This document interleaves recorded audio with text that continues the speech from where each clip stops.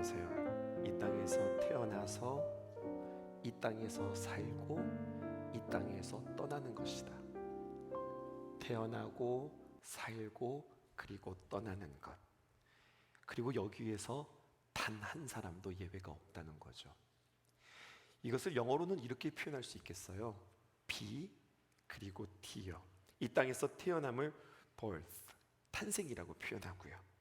이 땅을 떠나는 것을 죽음, death 이렇게 표현하면 B와 T 사이에 C가 있는 거잖아요. 우리 C, 선택. 우리는 끊임없이 B와 T 사이, 즉 birth와 그리고 death, 탄생과 죽음 사이에서 끊임없이 C, 초이스를 하면서 살아간다는 겁니다. 이것이 우리의 인생이에요. 우리의 인생이란 B, C, T, 끊임없는 선택으로 온 여러분들 이 자리를 살아가고 있고요, 또 이 시대를 살아가고 있고, 그리고 우리의 삶을 채워가고 있는 겁니다. 우리는 이제 요한복음 2번째 나타난 표적을 우리는 만나면서 왕의 신하를 만나게 되어져요. 그런데 그가 그의 인생에서 참 귀한 것을 선택했고 결단하고, 그리고 선택하고 결단한 대로 그가 한 걸음을 탁 걸었어요. 근데 참 위대한 걸음이에요. 우리의 선택, 우리의 걸음이 되어지기를 주님의 이름으로 축복합니다. 오늘 귀한 말씀이 우리의 삶에 걸음되어서 귀한 걸음에 귀한 도움 되었으면 참 좋겠어요. 왕의 신하가 있고요, 그 신하에게는 아들이 있는데 안타까운 이야기로 시작하고 있어요. 그건 바로 무엇이냐면 46절 보니까 안타깝게도 그의 아들이 지금 병들었다고 표현합니다. 46절 읽어볼게요. 예수께서 다시 갈릴리 가나에 이르시니 전에 물로 포도주를 만드신 곳이라. 왕의 신하가 있어 그의 아들이 가버나움에서 병들었더니, 오늘 성경에 보니까요, 그의 아들이라고 표현되어져 있죠. His son. 누구의 아들이겠어요? 왕의 신하의 아들이에요. 그런데 성경의 원어를 보면은요, 이렇게 표현되어 있어요. The his son. 그의 그 아들. 이렇게 표현해 보면 어떨까요? 이게 무슨 뜻이냐면, 즉 왕의 신하에게는 아들이 한 명이 있었는데 아들이 여러 명이 있었던 것이 아니라 오직 그 아들 한 명만 있다는 거예요. 근데 그 아들이 병들은 겁니다. 근데 그냥 병든 정도가 아니라 이 병이 심각해서 지금 죽음에 다 달았다는 이야기예요. 생사가 왔다 갔다 하는 상황 가운데 있다는 겁니다. 근데 그의 아버지가 누구라고요? 왕의 신하란 이야기입니다. 왕의 신하를 한번 생각해 보십시다. 당시 큰 권력의 최상층에 있는 사람이었고, 재력과 그리고 사회적인 영향력을 가지고 있었던 사람. 그런데 그가 자신에게 유일한 아들이 있었는데 병들었다고 하는 이야기예요. 이거 어떻게 해석하시겠어요? 세상에 제 아무리 많은 것들을 가지고 있고 어떤 위치에 있고 어떤 영향력이 있다 한들 나에게 자식이 있는데 그 자식이 병들어 죽게 생겼다. 여러분, 이것은 얼마나 불행이고 이것은 얼마나 치명적인 위기 상황일까요? 그는 자신에게 오직 하나뿐인 이 아이들을 살리기 위하여서 자신이 동원할 수 있는 모든 것들을 다 동원했을 겁니다. 어떻게 해서든지 이 아들을 살려야 했기에 할 수 있는 아주 치밀함으로, 간절함으로, 열정으로, 집중으로 모든 것들을 동원하여서 최고로 최선을 다했을 거예요. 그런데요, 사람이 할 수 있는 모든 것들로 최고로 최선을 다했으나 우리의 인생을 성경은 우리에게 이렇게 가르쳐 주는 거예요. 최고로 최선을 다하지만 내 뜻대로 내 마음대로 되어지지 않는 것이, 그것이 인생이라고요. 오늘 이것을 우리는 만나면서 가만히 되돌아보면 맞죠. 내 힘으로, 내 능력으로, 또 내로 나의 어떤 지혜와 그리고 나의 간절한 바람대로 이 일들이 되어지지 않는데요. 그런데 성경은 이것이 우리에게 안타까운 일이 아니라 이것이 주님 안에 있으면 이것은 축복이라고 우리에게 이야기해주고 있는 겁니다. 47절 한번 보겠습니다. 47절에 이렇게 기록되어 있습니다. 그가 예수께서 유대로부터 갈릴리로 오셨다는 것을 듣고 가서 청하되 내려오셔서 내 아들의 병을 고쳐주소서 하니 그가 거의 죽게 되었습니다. 오늘 문에 등장하는 사람은 왕의 신하인데요, 그러면 거꾸로 이 신하의 왕은 누구예요? 이거 한번 생각해 볼 필요가 있겠습니다. 지금 왕의 신하가 무명의 사람으로 나오고 있는데, 그런데 이 신하의 왕은 무명이 아니라 우리가 알 수 있는 사람입니다. 답부터 드리면 그 왕의 이름은 헤롯 안티파스예요. 헤롯 대왕의 아들인데요, 그는 헤롯 안티파스를 중심으로 당이 만들어졌는데 헤롯 당이라고 하는 당이 만들어졌어요. 그리고 이 헤롯 당은 바리새인들과 함께 예수님의 사역 초기서부터 시작해서 어떻게 하면 예수를 죽일까 의논하고 그리고 모의했던 사람들이에요. 그렇다면 이 사람의 소속을 우리는 다시 한번 해석할 수 있어요. 누구라고요?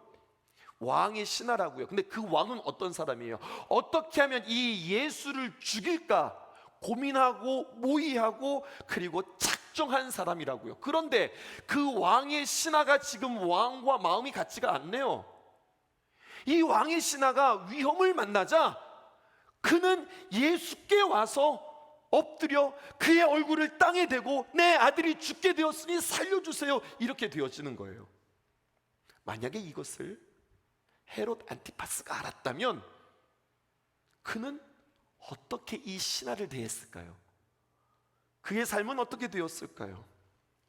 그리고 많은 사람은 이 신하가 헤롯 안티파스의 신하라는 것을 알고 있기에 사람들이 보이는 그 공개적인 장소에서 예수님을 못마땅하게 여기는 반대하는 그 헤롯단 소속임을 이미 자신의 가슴에 붙이고 있으면서도 누구나 알고 있는데, 그럼에도 불구하고 왕의 신하라고 하는 자신의 자존심, 자신의 소속, 그리고 자신에게 돌아올 정치적 불이익을 감수하고 그동안 쌓았던 모든 업적들이 한 번에 다 무너질 수도 있는데, 그러면 그에게는 엄청난 두려움이 있을 텐데 그러한 두려움, 자신의 입장까지도 다 내려놓고 오직 하나만 바라보는 거예요.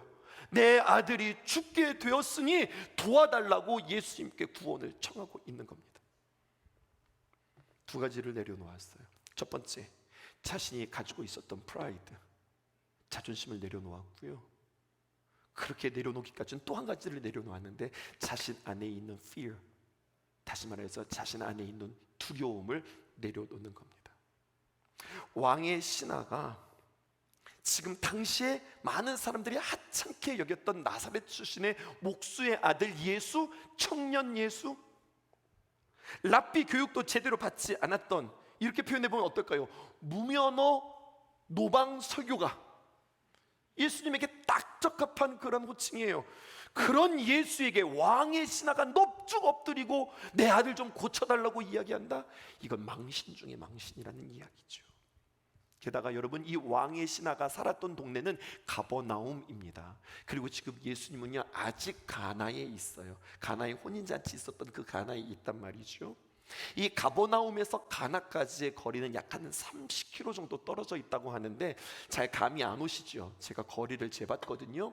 우리 신성교회에서 남이섬 선착장까지가 31km더라고요. 어떻게 거기 한번 걸어가 보시겠어요? 이건 만만치 않거든요.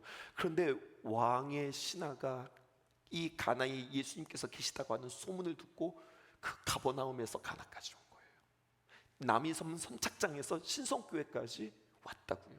말 타고 온 것도 아니고, 여러분 그 당시 뭐 자전거를 탄 것도 아니고, 긴급한 마음에 내 아들이 죽게 생겼다고 하는 그 마음 가지고 촉각을 다투면서 헐레벌떡 뛰어온 이 왕의 신하.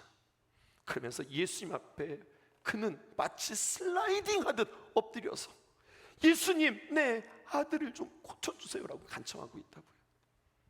자신의 신분도 있고 자신의 위치도 있으니까 점잖게 예수님, 제 아들이 좀 아픈데요, 좀 한번 좀 고쳐주시겠어요?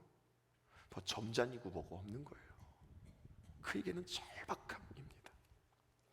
두 번째, 예수님의 표적을, 타이틀을 그리면서 디자인을 하면서 어떤 아이콘이 좋을까 생각하다가 두 번째 표적에는요 이렇게 눈물방울을 그렸어요. 그의 눈물방울이요, 그의 땀방울이요, 어쩌면 그의 핏방울과 같은 간절함이 오늘 요한복음에 나타나는 두 번째 표적에 지금 드러나고 있는 겁니다. 예수님께 내 아들을 고쳐주세요, 내 아들을 고쳐주세요라고 지속적으로 끊임없이 부탁하고 있는 이 왕의 신하를 보십시다. 세상적으로 말하면 부족한 것 없고 크게 부러울 것도 없는 이 왕의 신하가 자신에게 하나밖에 없는 아들이 죽을 병에 걸려 있었어 예수님께 왔는데, 만약에 그렇지 않았다면, 그의 아들이 병에 걸리지 않았다면 그가 나사렛 출신의 목수 아들 예수님과 만날 수 있는 기회가 있었을까요? 없죠. 만날 기회가 없는 겁니다. 또 예수님께 간절히 부탁하고 애원했을까요? 그런 일이란 그에게 없습니다. 예수님을 파투 대하는 그러한 만남이 그에게 있었을까요? 없었을 것입니다. 여러분, 내 아들이 죽어가고 있는 것만큼 끔찍한 일은 없고 가장 큰 고통이고 그 고통은 두려움을 수반하고 있는데요, 여러분, 이런 일들을 만날 때 넉넉하게 감당할 수 있다라고 고백할 수 있는 사람이 누가 있겠어요? 그런데 이 왕의 신하가 이 고통 때문에 참 괴로워하고 있으나 가만히 보았더니 이 고통으로 인하여서 자신을 내려놓을 수 있었고요, 겸손할 수 있었고요, 그리고 예수님을 만날 수 있었어요. 참 아픈 고통이지만 그에게 이러한 유익도 있는 거예요.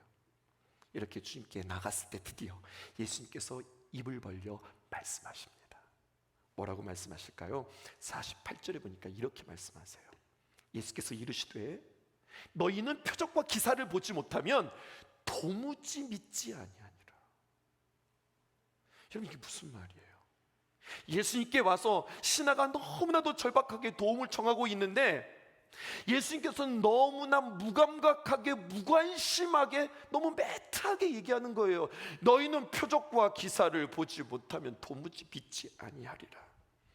이것은 그 왕의 신하의 요청을 받아주고 있는 거예요, 아니면 거절하는 거예요? 여러분, 예수님의 이 말을 여러분 입장 바꿔서 생각해 보세요. 주님, 내 아들이 죽게 생겼으니 오셔서 고쳐주세요. 그랬더니 예수님께서 하신 말이 너희는 표적과 기사를 보지 못하면 도무지 믿지 아니하리라. 이 말씀을 내가 들었다고 생각해 보세요. 어떠실 것 같으세요? 요청을 받아준 거예요, 아니면 거절한 거예요? 지난주 말씀 다시 한번 생각해 볼까요? 가나의 혼인잔치 말입니다. 예수님의 어머니가 예수님께 와서 예수님, 이 가나의 혼인잔치에 포도주가 떨어졌어요 라고 이야기할 때에 예수님께서 이렇게 이야기하셨죠. 여자여, 너와 무슨 상관이 있나이까? 아직 내 때가 이르지 아니하였나이다. 이것은 예수님의 어머니 마리아가 부탁하신 것들을 받아준 거예요, 거절한 거예요? 기억하세요? 이것은 받아준 것도 아니고 거절한 것도 아니었다고요. 예수님의 말씀의 의도는 뭐였어요? 이렇게 말씀하심으로 말미암아 어머니 마리아에게 그리고 제자들에게 무언가를 가르쳐주고 싶으신 예수님의 메시지가 그 예수님의 행동 가운데 있었어요. 어떤 한 사인이었다고요. 똑같습니다. 오늘 두 번째 표적에서도 나타나는 일이 그 일과 똑같은 거예요. 표면상으로는요, 이건 분명 요청을 받아주신 거 아니에요. 거절입니다. 그런데요, 여러분, 이것을 통하여서 주님께서 거절하는 것 같지만 우리에게 더 좋은 것을 가르쳐 주시기 원하는 주님의 귀한 메시지가 오늘 여기에 담겨져 있는 거예요. 예수님이 의도하시는 거예요. 우리가 이것을 오늘 발견해서 가셔야 하겠습니다. 오늘 우리가 읽은 말씀 요한복음 4장 45절, 우리가 읽은 말씀 바로 앞전에 보면 무슨 말씀이 있냐면 이런 말씀이 있어요. 45절 보실까요? 갈릴리에 이르심에 갈릴리인들이 그를 영접하니, 예수님께서 갈릴리에 가셨어요. 그랬더니 갈릴리 사람들이 예수님을 영접했대요. 환영했다는 거예요. 예수님 참 좋아했어요. 이유인 즉슨 이런 겁니다. 이는 자기들도, 누굽니까? 갈릴리 사람들도 명절에 예루살렘에 올라갔어요. 그랬는데 그 예수님께서 명절 중에 예루살렘에서 하신 모든 일들을 보았는데 세상에 그 예루살렘에서 놀라운 기적과 이적과 표적들과 놀라운 신기한 일들이 벌어진 거예요. 그것들을 누가 본 겁니까? 갈릴리 사람들이 본 거예요. 그런데 그 예수님이 우리 동네에 오시는 겁니다.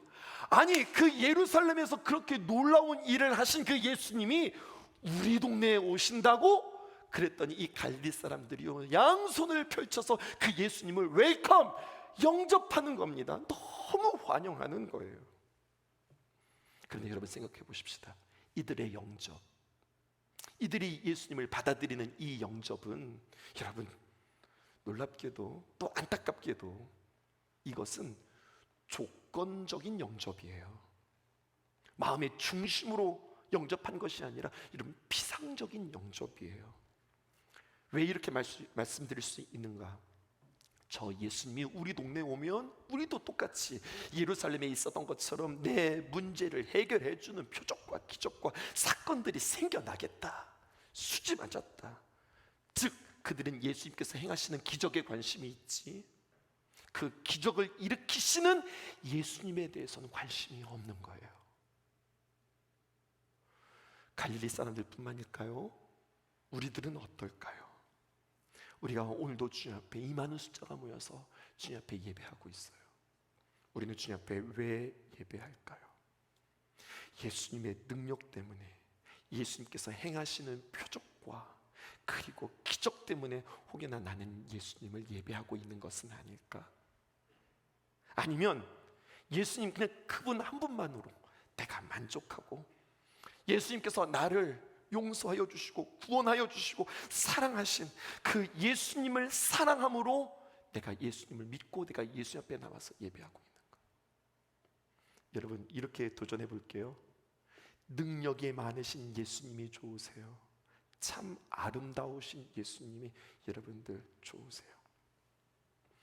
우리에게 주시는 복 때문에, 예수님으로 인하여서 우리가 받는 혜택 때문에 예수님을 사랑하세요? 아니면 예수님 그분의 말씀과 그분의 사랑과 그분의 인격 때문에 예수님을 사랑하세요? 여러분 이렇게 문장을 지어 보았습니다. 나는 무엇을 사랑합니까? 예수님의 무엇을 사랑합니까? 예수님의 능력입니까? Jesus power입니까? 아니면 예수님의 인격입니까? Jesus person입니까? 재밌게도요, JP 앞에 단어의 알파벳은 똑같아요. 근데 의미는 전혀 다르죠. Jesus power인가? Jesus person인가?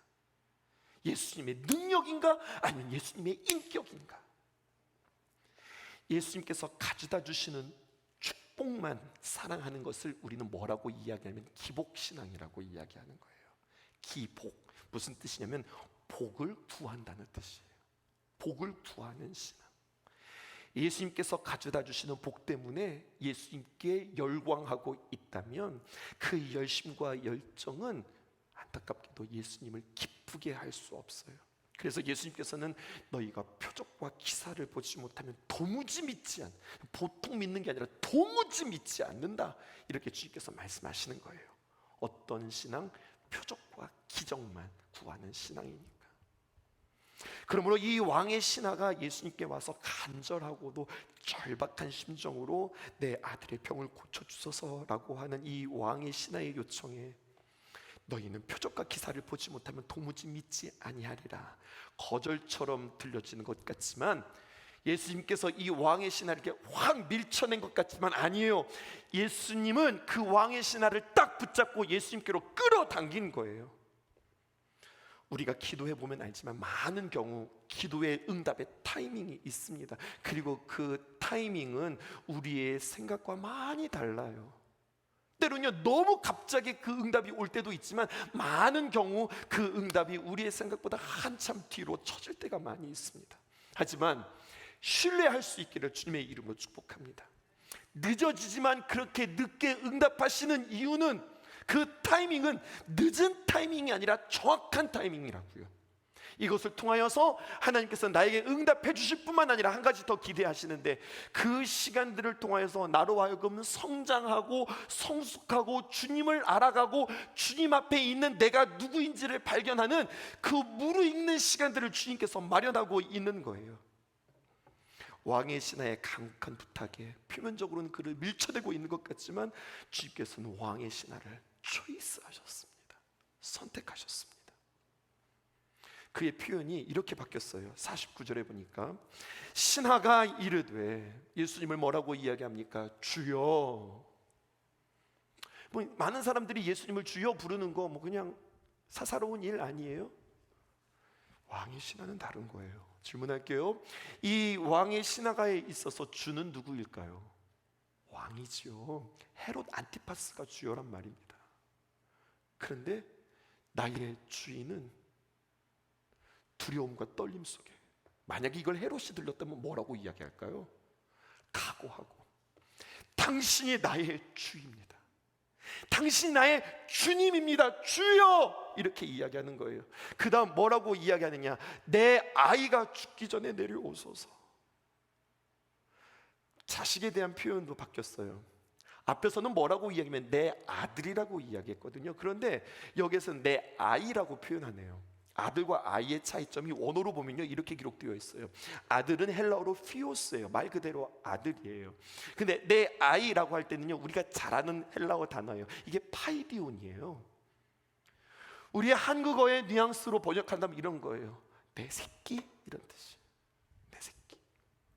그러니까 무슨 말이냐면, 이 신하의 아이는, 이 아이라고 하는 말은 파이디온이라고 하는 거, 이제 막 갓 태어난 핏덩어리와 같은 그러한 신생아를 말하는 거거든요. 근데 여러분 대답해 보세요. 이 아들이 지금 신생아입니까? 신생아는 아니에요. 아이가 꽤 큰 아이거든요. 그런데 왜 이 신하는 자기 아들을 아들이라고 표현하지 않고 아이라고 표현했을까요? 아무것도 할 수 없는 정말로 불쌍한 내 새끼입니다. 주여, 당신만이 내 새끼, 내 아들을 죽어가고 있는 이 아들을 주님께서 살려주셔야 하겠습니다라고 간곡하게 부탁하는 겁니다. 그리고 이 일이 지금 어디에서 일어나고 있느냐? 첫 번째 표적이었던 46절 상반절의 요한복음은 이렇게 말하고서 시작해요. 예수께서 다시 갈릴리 가나에 이르시니, 또다시 한번 갈릴리 가나에 가셨어요. 그런데 전에 그곳은 어떤 곳이냐? 물로 포도주를 만든 곳이 바로 가나다라고 우리에게 다시 한번 확인해 주고 있는 거죠. 그러므로 첫 번째 기적은 가나의 혼인잔치에서 물을 포도주로 만든 사건이었다고 한다면, 여러분 오늘 두 번째 이 표적은 동일한 장소 가나에서, 전에는 물로 포도주를 만들었다면 이번에는 왕의 신하의 미숙한 믿음을 온전한 신앙으로, 온전한 믿음으로 바꾸는 역사가 오늘 이 가나에서 또다시 한번 일어나는 겁니다. 그러므로 기적이 무엇이냐, 우리한테 다시 한번 이야기해 주는 거예요. 기적 중의 기적은 물이 포도주로 변하는 것이 기적이 아니라 사람의 내면이 변하고 사람의 영혼이 변하고 사람의 믿음이 변하는 것이 무엇보다도 놀라운 기적 중의 기적이다, 우리에게 이렇게 이야기하는 거죠. 그러면 여러분, 우리 구체적으로 적용해 보십시다. 사람의 내면이 변한다는 건 뭘까요? 사람의 영혼이 변한다는 것은 무엇일까요? 그 구체적인 예를 우리 본문을 통해서 어떻게 우리는 발견할 수 있을까요? 뒤에 이어지는 내용을 보십시다. 50절에 보니까 주님께서 이렇게 또다시 말씀하세요. 처음에는 거절하는 듯 말씀하시더니 예수님은 하여튼 입만 벌리면 우리에게 때로는 상처야. 주님이 뭐라고 말씀하시느냐? 예수께서 이르시되 가라, 네 아들이 살아있다. 여러분, 이것은 굉장히 위로가 되고 뿌듯하고 할렐루야 이런 말씀일까요? 아니면 이런 말씀일까요? 이 왕의 신하가 이 말을 듣고 정말로 행복했을까요? 다시 한번 절대 위기 속에서 주님은 그를 파도 땡기고 그로 하여금 중요한 것을 선택하게 이야기합니다. 이 왕의 신하가 원하는 게 있어요. 바람이 있다고요. 그의 머릿속에 계획이 있어요. 그것은 바로 무엇이냐면, 예수님께서 하여튼 이 30km 되는 이 거리, 내가 막 예수님이라도 막 어떻게 잡아서 업어서라도 막 지게를 쥐고서라도 막 내가 막 달리고 싶은 심정이에요. 초인적인 힘이 자기에서 막 나타날 겁니다. 하여튼 얼른 예수님 오셔서 내 아들이 죽기 전에 주님의 그 손으로 어루만져 주시고 내 아들이 그 병상에서 벌떡 일어나는, 예루살렘에서 있었던 그 기적이 오늘 이 가버나움 내 집에서도 일어나기를 원합니다. 그게 그의 생각이에요. 그의 계획이고 그의 간절한 바람이에요. 근데 예수님께서는 자신의 기대와는 달리 이렇게 말씀하시는 거예요. 가라, 네 아들이 살아있다. 이것은 가슴 벅찬 이야기가 아니라 너무나도 황당하고 너무나도 무너지는 대답인 겁니다. 두 가지가 싫어요. 두 가지가. 첫 번째는 뭐냐? 지금 왕의 신하는 듣고 싶은 말이 아니에요. 주님, 주여, 내가 듣고 싶은 말이 아닙니다. 주님 뭐라고 이야기했어요? 48절을 보실까요? 이렇게 되어 있습니다. 예수께서 이르시되 너희는 표적과 기사를 보지 못하면 도무지 믿지 않는다. 듣기 싫은 말이에요. 두 번째, 주님, 내가 원하는 때가 아닙니다. 49절에 보니까 이렇게 기록되어 있어요. 신하가 이르되 주여, 내 아이가 죽기 전에 오셔야 돼요. 듣기 싫은 말, 내가 원하지 않은 때. 그의 요청이 지금 하나도 예수님께 관찰된 게 하나도 없어요. 부탁된 것이 이루어진 것이 하나도 없어요. 그리고 마지막 뭐를 해야 되냐? 그는 선택해야 돼요. 그는 결정하고 선택하고 한 걸음 내디뎌야 돼요. 주님은 뭐라고 말씀하셨습니까? 가라고 그랬습니까? 가는 건 가는 거예요. 포기하고 가느냐, 믿고 가느냐. 가긴 가요. 가라고 그랬으니까 가야지. 믿고 갈 거예요. 내 기대와 내 뜻이 아니니까 포기하고 갈 거예요. 이 기로에 서 있는 거예요. 왕의 신하는 갔습니다. 어떻게 갔느냐? 자신의 뜻, 자신의 원함, 자신의 계획 버리고 갔습니다. 그러므로 신앙생활이라 이해되고 내가 원하는 나의 뜻, 나의 이해를 믿는 것이 아니라 이해되지 않고 내가 원하지 않지만 하나님의 말씀, 하나님의 역사 속에 있다고 하는 것을 믿는 것, 이게 신앙생활이에요. 어느 부모가 내 자식이 좀 죽어가고 있는데 가라, 네 아들 살아있다, 뭐 어떤 확신도 없이 어떻게 가요? 오늘 말씀에 내 자신을 가만히 대입해 보았어요. 나라면 어떻게 했을까? 난 못 갔을 것 같아요. 나에게 유일한 소망 예수님. 그 옷자락을 붙잡고 예수님 그렇게 말씀하지 마세요. 예수님 그렇게 하지 마세요. 예수님 저랑 꼭 같이 가주세요. 저랑 같이 가주시면 안 돼요? 내 아이가 죽게 생겼으니 주님 제발 가주세요. 저는 더 예수님을 부여잡고 막 몸부림쳤을 것 같아요. 이 사람이 예수님 앞에 오기까지 한두 가지를 내려놓은 게 아닙니다. 일단 치료 방법을 내려놓은 거예요. 그 당시 치료 방법을 내려놓았지요. 명예도 내려놓았지요. 자존심도 내려놓았지요. 자신의 입장이 있었잖아요. 왕의 신하라고 하는 입장도 있었는데 그것도 내려놓고, 만약에 이것을 왕이 알면 이거 큰일 나는 일이에요. 그 두려움도 내려놨어요. 근데 정작 나에게 떨어진 것을 내가 이렇게 믿고 주님 앞에 나갔는데 버리라고? 그냥 가라고? 근데 끝까지 믿는 거예요. 끝까지. 위대한 한 걸음, 위대한 한 선택, 여러분 끝까지 가는 거죠. 이것이 오늘 우리가 가져가야 할 핵심 메시지이고, 여러분 우리의 믿음의 변화의 증거가 바로 여기에 있는 겁니다. 시편 119편 105절의 말씀에 보니까 이렇게 기록되어 있어요. 오늘 이 말씀이 저에게 너무 새롭게 해석되어지더라고요. 주의 말씀은 내 발의 등이요 내 길의 빛입니다. 우리가 잘 아는 말씀이죠. 이게 어떻게 해석되었냐면요, 여러분 주님의 말씀은 내 발의 등이요, 내 발의 등 정도 되어지면 어느 정도 되냐면 그 가시거리는 약 한 1m에서 2m 정도 되는 거예요. 내 발걸음이 내디딜 때마다 조금씩 보이고 조금씩 보이는 것이 이게 주님의 말씀이에요. 이거는 우리의 눈으로 가시적으로 보이는 주님의 말씀, 우리의 상황인 거예요. 그런데 시인은 고백해요. 주의 말씀은 내 발의 등이지만 주님의 말씀은 내 길의 빛입니다. 빛입니다. 환하게 비춰주실 빛입니다. 지금은 그냥 앞에 등처럼 보이지만 주님의 말씀은 내 길을 환히 비춰주시는 주님, 그것은 빛입니다 라고 고백하는 거죠. 말씀 멋있다, 야 말씀 좋다 이렇게만 생각하지 말고 구체적으로 적용하셔야 이것이 내 말씀 되는 겁니다. 여러분, B와 D 사이에, 벌스와 데스 사이에, 삶과 죽음 사이에 오늘도 우리는 살아가고 있는데 C, 우리는 무엇을 선택하겠어요? 다양한 상황들이 우리에게 있어요. 어떤 사람은 결혼을 앞두고 얼마나 분주하고 얼마나 설레이고 얼마나 좋을까요? 얼마나 행복한 시간들일까요? 이 시간은 막 고민하는 시간들이 아니야. 이건 다시 우리에게 돌아오지 못하니까 즐겨. 이것도 준비하는 것도 즐기고, 이렇게 만나는 것도 즐기고, 이렇게 하나하나 챙겨가는 것들도 즐겨. 그렇게 바쁜 일생 속에서 주님이 보시는 거예요. 나는 그 가운데 무엇을 선택할까? 애들을 바라보는데 너무 말을 안 들어요. 너무 속상해. 나는 정말로 애쓰고 나는 정말로 수고했는데, 그러면 아이들이 뭔가 이렇게 좀 잘 되어지는 모습들이 돼. 거꾸로 내가 열심히 내면 낼수록 아이들은 더 막 망가지는 것 같아. 이렇게 내 뜻대로 내 계획대로 되어지지 않는 상황 속에서 나는 무엇을 선택할까?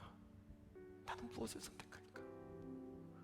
오늘도 2부에 우리 청년 하나가 2부까지 예배 드리고 머리 깎고 오늘 포항으로 내려간대요. 해병대 입소한대요.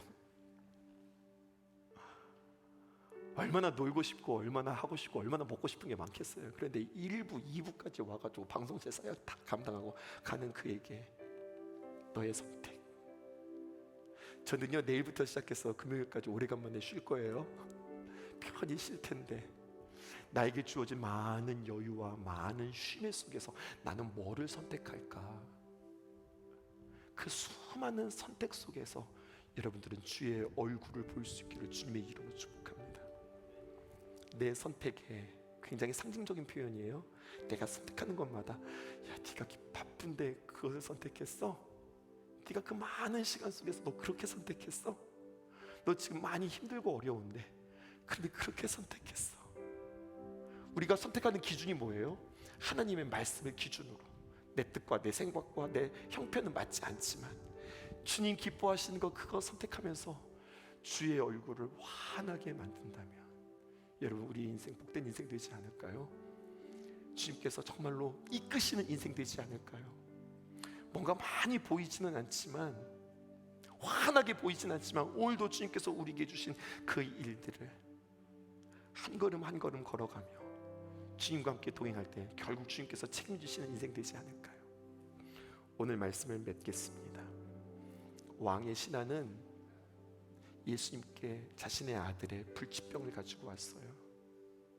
그런데요 예수님은 우리에게 이렇게 말씀하세요. 야, 네 아들의 불치병이 문제가 아니야. 에? 이 세상에 내 아들의 불치병만큼 문제가 아닌 게 어디 있어요? 근데 주님은 말씀하세요. 불치병이 문제가 아니라 불신이 문제야. 이걸 말씀해 주고 계세요. 예수님 하나님의 아들, 그분은 누구신가? 육신의 병을 고쳐주시는 분이 아니라 죄와 사망에서 우리를 구원해 주시는 분이야. 이걸 먼저 우리가 붙잡아야 해요. 이게 중요한 거예요. 우리에게 구원을 주시기 위해서 나의 믿음이 정말로 아름답고 성장하기까지 주님께서 처음 우리를 지으신 그 형상이 회복되어지기까지 때로는 외면하시는 것 같고 때로는 내미시는 것 같고 내치시는 것 같은데 결국엔 주님께서 끊임없이 우리를 붙잡고 계신다고요. 아무 맛도 안 나는 내 인생, 물과 같은 인생이 주님 손이 닿자 정말로 맛있고 풍성한 포도주처럼 나의 인생이 변하였듯이 내가 생각하고 내가 바라는 그 이상으로 주님께서 우리에게 귀한 것으로 주신다고요. 1부와 2부에게 주시지 않았던 말씀을 여러분 3부에는 드릴게요. 시편 37편 4절에 있는 말씀, 또 여호와를 기뻐하라. 여호와를 기뻐하라. 그가 내 마음의 소원을 내게 이루어 주시리라. 우리는 뒤가 좋지요. 뭐가 좋은 거예요? 그가 네 소원을 이루어 주시리라. 이게 좋으시지요? 근데 중요한 것은 이것을 노래로 표현한다면 악상기호는 뒤에 악센트가 있는 게 아니라 앞에 악센트가 있는 거예요. 뭐가 있다고요? 여호와를 기뻐하라. 여호와를 기뻐하라. 여호와를 만족해 하라. 주님만이 나에게 큰 도움이십니다. 싸움은 무슨 싸움이냐? 힘싸움이 아니라 집중력 싸움이라고 그랬어요. 힘들고 어려울 때 내가 어떻게 힘을 써서 이것들을 헤쳐나갈까가 아니라 이렇게 힘들고 어려울 때 나는 무엇에 집중할까? 내가 무엇에 집중하지? 하나님께 집중할 수 있었으면 좋겠어요. 그럼 하나님께서 이루어 주실 거예요. 하나님께서 그 소원을 이루어 주실 거예요. 그 은혜가, 그 선택이 내 마음에 조금이라도 불편하면 여러분 그거 선택하지 마세요. 조금 힘들고 내가 손해보는 것 같지만 하나님께서 기뻐하신다면 그것을 선택하세요. 그래서 오늘처럼 믿음으로 한 선택, 믿음으로 걷는 한 걸음 되어지기를 주님의 이름으로 축복합니다. 약할 때 강함 되시네 나의 보배가 되신 주 나의 모든 것 주 안에 있는 보물을 나는 포기할 수 없네 주 나의 모든 것 예수 어린 양 존귀한 이름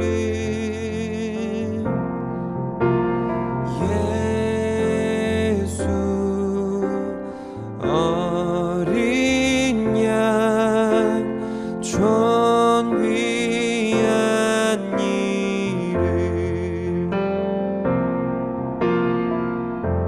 십자가 죄 사셨네 주님의 이름 찬양해 주 나의 모든 것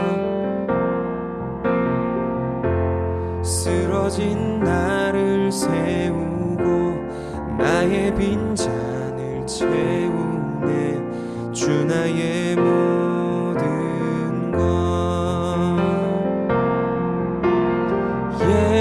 예수 어린 양 존귀한 이름 예수 어린 양